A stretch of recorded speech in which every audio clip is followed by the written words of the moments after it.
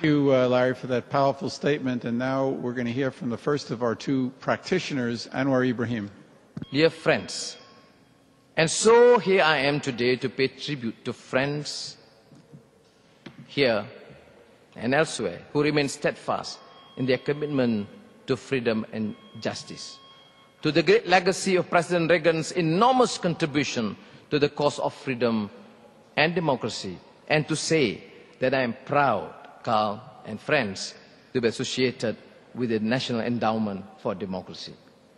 Freedom and democracy is no theoretical construct or abstract moral doctrine that may only be dissected and debated in academic halls or intellectual forums. On the contrary, it is part and parcel of the self-evident truth that would distinguish mankind from the rest of God's creatures. And it is as dear to us as the ruddy drops that visit our hearts and keep us alive. Thank you.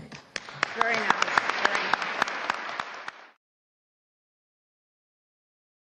Good morning and welcome. It's good to have you all here to help celebrate the launching of a program with a vision and a noble purpose.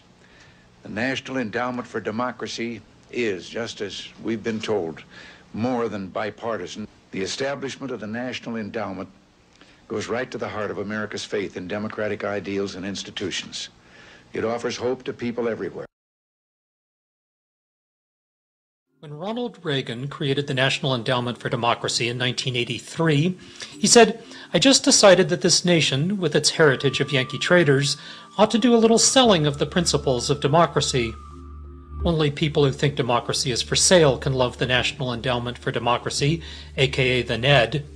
It funded Oliver North during the Iran-Contra scandal. It financed the people who deposed Haiti's President Aristide. It paid almost $1 million to groups that staged a violent coup against the democratically elected president of Venezuela. Hundreds of people were hurt. More than a dozen were killed. To understand how this can be called promoting democracy, you have to understand the purpose of the NED. One of its creators, Alan Weinstein, told the Washington Post, "A lot of what we do today was done covertly 25 years ago by the CIA." Ron Paul wrote, "What the NED does in foreign countries through its recipient organizations, the National Democratic Institute and the International Republican Institute, would be rightly illegal in the United States. The NED injects soft money into the domestic elections of foreign countries in favor of one party or the other. Imagine what a couple of $100,000 will do to assist a politician or political party in a relatively poor country abroad. It is particularly Orwellian to call U.S. manipulation of foreign elections promoting democracy. How would Americans feel if the Chinese arrived with millions of dollars to support certain candidates deemed friendly to China? Would this be viewed as a democratic development?" Organizations funded by the National Endowment for Democracy include Reporters Without Borders. As Diana Barahona and Jeb Sprague reported, it demonizes governments that the U.S. wanted to overthrow, such as Cuba, Venezuela, and Haiti, while downplaying the human rights abuses of allies such as Mexico and Colombia.